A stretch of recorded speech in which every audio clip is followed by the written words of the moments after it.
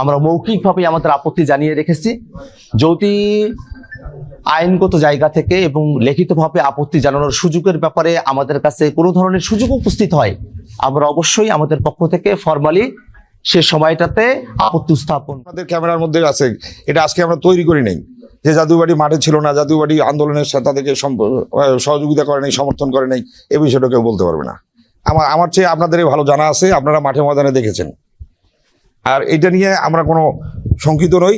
আমরা মাঠে মানুষের ভোট প্রার্থনা করতেছি, ভোট দিয়ে যদি আমাদেরকে নির্বাচিত করে নিয়ে আসে সেটাই আমাদের হবে সুচিন্তিত। কার কোথায় মামলা কিভাবে করছে এটা আপনারাও জানেন, আমাদের প্রধান উপদেষ্টা থেকে শুরু করে সবাই বলছেন যে বিক্ষিপ্তভাবে যে এই এগুলো করছেন, এটা বিষয়গুলো নিয়ে আমরা আসলে আইন শৃঙ্খলা বাহিনী আছে, তারা তদন্ত করবেন, তদন্ত করে তারা দেখবে সুনির্দিষ্ট ফয়সালা তারা দেবেন।